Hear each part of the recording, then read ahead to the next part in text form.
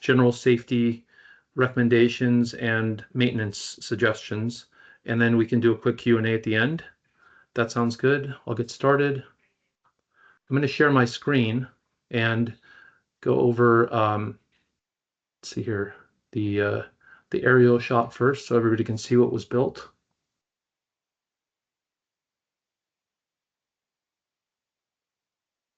Sebastian, do you see my screen? Yeah, I see your screen. Okay, great. Let's see, this is kind of how it turned out. I think after the rain, there's a couple panels that got a little dusty. There were some panels that got a little dusty. You can see them. Those are all clean now because of all the rain we got.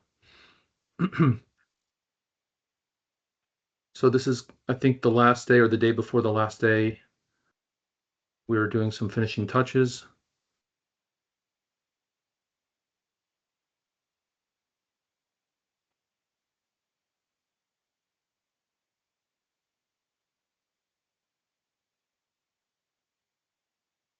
Would you be able to share this footage with us? Yes, and I suggested really cool. with the prior cohort that you know, a lot of this isn't just about, you know, the solar, it's the whole site. We just lucked out. It was a super clear day, and of course, feel free to use it as needed. This is a really cool project, and we're, you know, the whole team was very you know, very honored to be chosen to build this for you guys. So yeah, I'll be sending this along with training videos. I recorded a couple training videos, really not much to it. It's a single inverter. So I can go through the specs real quick.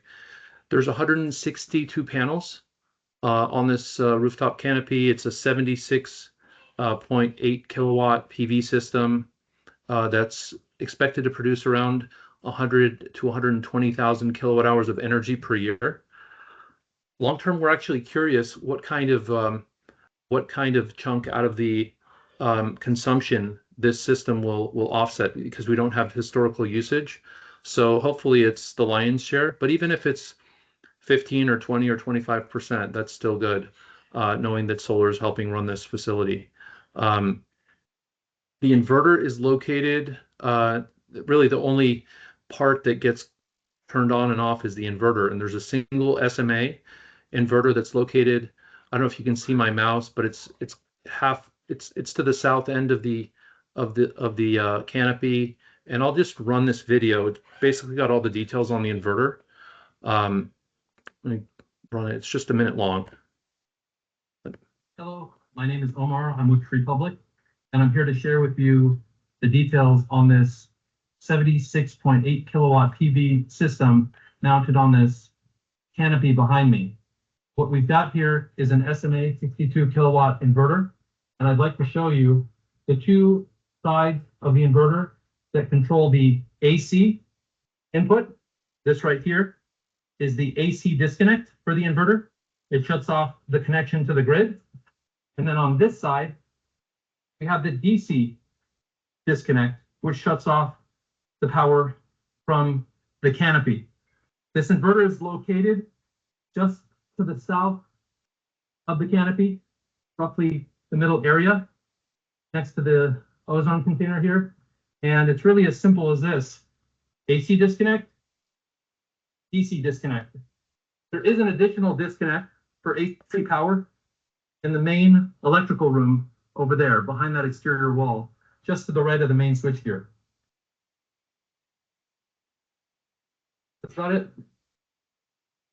I did also want to mention that we have this LED light here.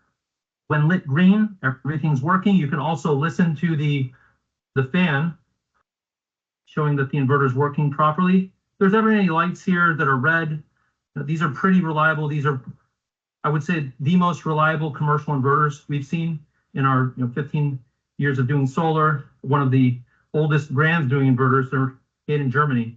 And I would say that maybe including a routine checkup of these lights would be recommended. If there's any red or orange lights, you could reach out to us and we can support.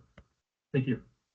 I did also want to mention, I think we have some progress photos of how it all came together. This is the inverter serial number that it's a good reference if there ever needs to be service. It's something that we would reference, so we would be looking at this for reference as well. I think some of these go back to when we started. It's great working with everybody. It sounds like you guys are going to fire this up pretty soon. Yep, pretty soon. Probably in December, beginning of December.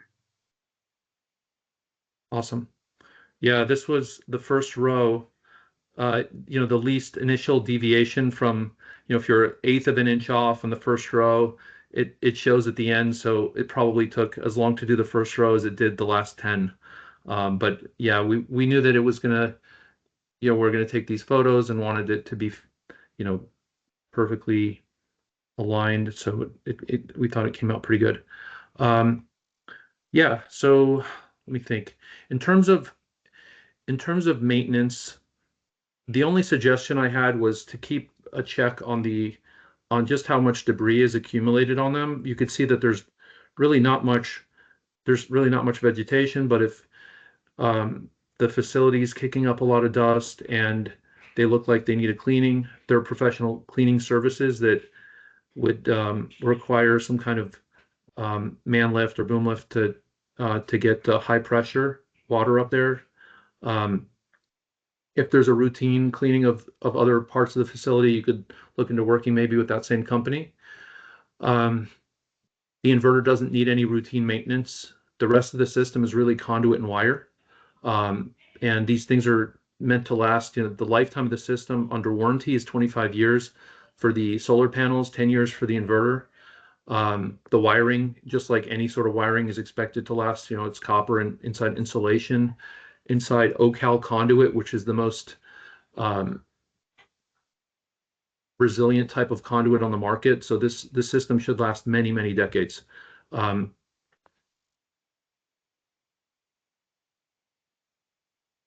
If you were to ask me when would be a good time to clean the system, I would recommend July to maximize the output in the summertime. Let me see what else. I could give you a sense of how much the system should be producing. And this ties to the question of whether there's going to be somebody on site long-term to log into the inverter and download data, or if it's going to be remotely monitored, the whole facility, if it's going to be remotely monitored. I suggested some broadband options, Starlink connection with an Ethernet cord running into the inverter could relay that data to the cloud that can be accessed by anybody, relevant team members, facilities management for the city. These are the sort of readouts. I've got this report could also be shared with everybody on the team. It's got the voltage report showing that the power is consistent with expectations. The phasing between all the lines is correct. The voltage on all the strings is reading properly. And then we started it up and we took readings at every half hour for 3 hours and saw that it ramped up as it should from 0 to 52,000 watts. So it maxes out at 62,000 watts. And this was done the last day of October. So getting to 52 out of 62 in late October is really good. So you can see here, this is at the 1.5 hour mark. We're at 47,000. This is at 2 hours, we hit 48.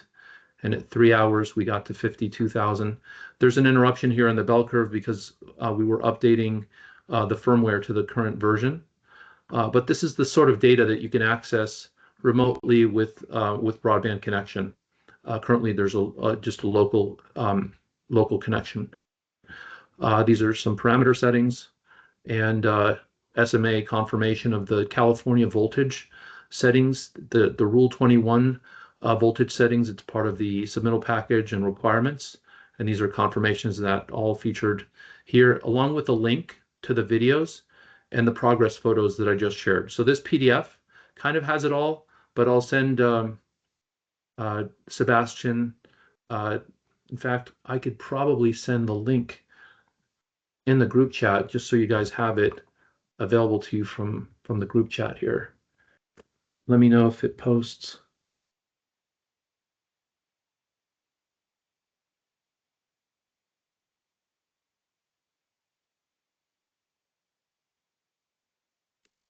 There we go. Does everybody see that come through? Yeah. Okay, great. So that's about it. It's pretty straightforward setup. The scope did not include battery backup, but I mentioned to the team yesterday when we were on site that if there's any critical loads, if it's security cameras or any critical loads that you want backed up, there is a plug and play battery option. Battery can fit in the mechanical room. There's plenty of room in there. So that can always be something you might want to retrofit. But this is a grid tied system, and yeah, if anybody has any questions, I'm happy to help answer them.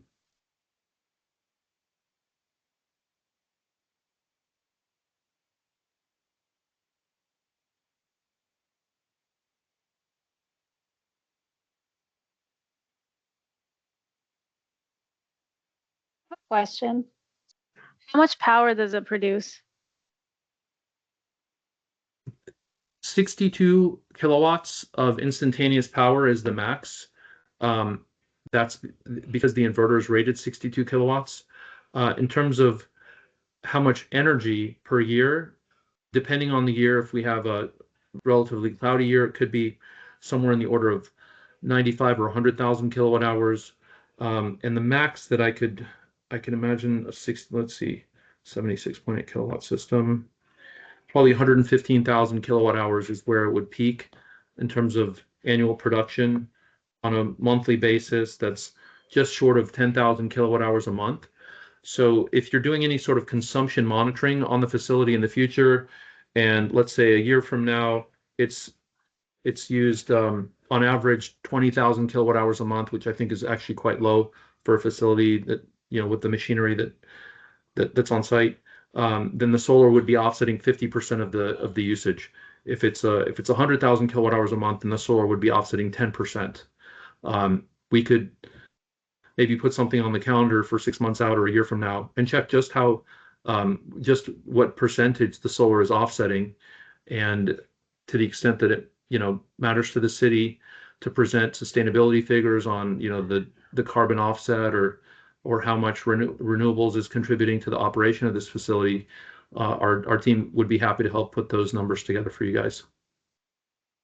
I think that's a pretty good amount, if that's true. Significant. And then is the power returned back to the MCC?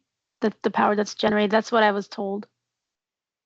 Correct. It's a grid tie system, so it goes through the MCC, and the other loads that are on site absorb the solar before it gets backfed into the grid.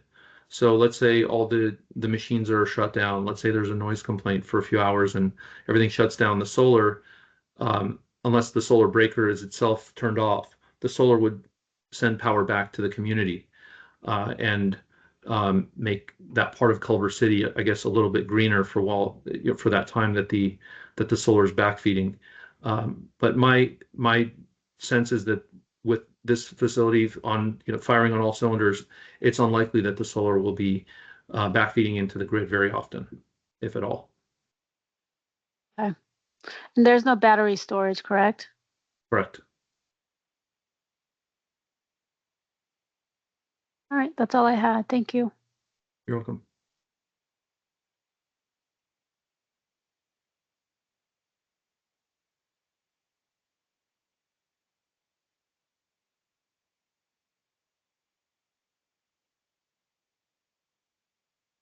Okay, so if there's no other questions, go ahead and provide the recording for you guys. Put it together in a SharePoint and then send the link to everybody so you can go ahead and rewatch the videos as needed.